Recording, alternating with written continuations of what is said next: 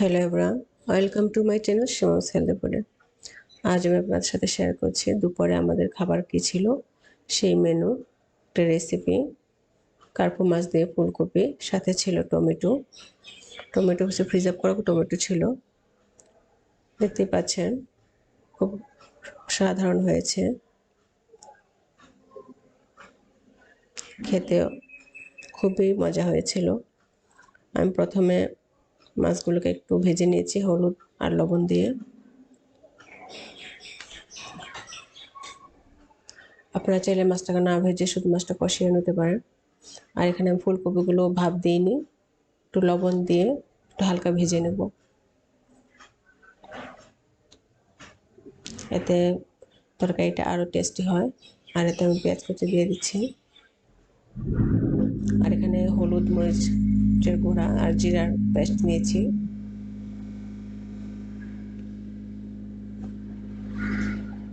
সবগুলো মশলা একসাথে দিয়ে দেব।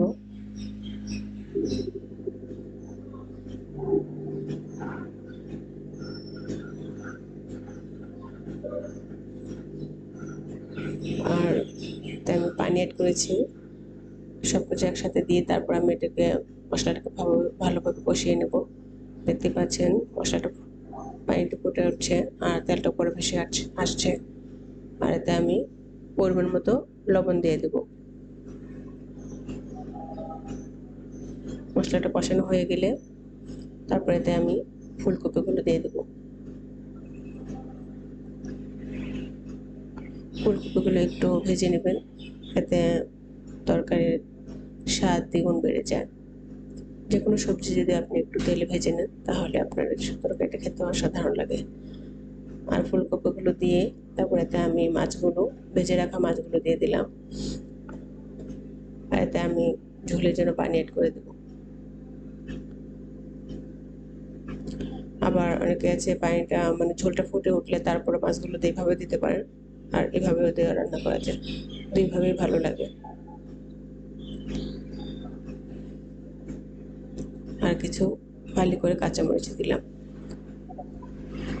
কাঁচামরিচের জন্য তরকারির ফ্লেভারটা আরও বেশি ভালো লাগে। এই ছিল আমার কার্পু মাছ দিয়ে ফুলকপির মাখা কিংবা ঝোল, যেটাই বলেন। ঝোলও হয়েছে আবার মাখা মাখাও না, এই টাইপের তরকারিটা হয়েছে।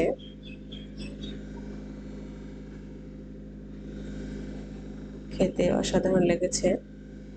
আর ফুলকপি তরকারি বড় মাছ দিয়ে রান্না করলে এমনিতেই ভালো লাগে খুব। আর সাথে টমেটো দিলে তো আরও বেশি ভালো লাগে। আমি ফ্রিজ আপ করা টমেটোগুলো দিয়েছি আমি এখানে। আর এখানে স্লাইস করে কিছু আলু অ্যাড করতে পারেন। আমি শুধু ফুলকপি এবং টমেটো দিয়ে রান্না করেছি।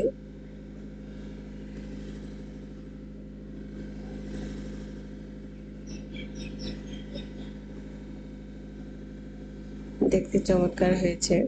আর এদিকে আমি মূলা শাক, কাঁচামরিচ পেঁয়াজ দিয়ে ভাপে বসিয়ে দিয়েছি। আর মসুর ডাল রাতে ভিজিয়ে রেখেছিলাম, সেটা একটু বেটে নিলাম। বড়া ভাজা দেখে পানি ভাত দিয়ে কাঁচামরিচ পেঁয়াজ দিয়ে বড়া খেতে খুবই ইচ্ছে করছিল। ভাবলাম যে এই ফাঁকে একটু খেয়ে নিই। দেখতে পানির ভাত দিয়ে কাঁচামরিচ এবং ডালের বড়া দিয়ে কখনো পানি ভাত খেয়ে কেউ না থাকলে অবশ্যই এইভাবে খেয়ে দেখবেন কতটা মজা লাগে। বলে বোঝাতে পারবো না, খুবই অসাধারণ লেগেছে। ডালের বড়া দিয়ে কাঁচামরিচ পেঁয়াজ দিয়ে একটু লবণ দিয়ে খেয়ে দেখবেন।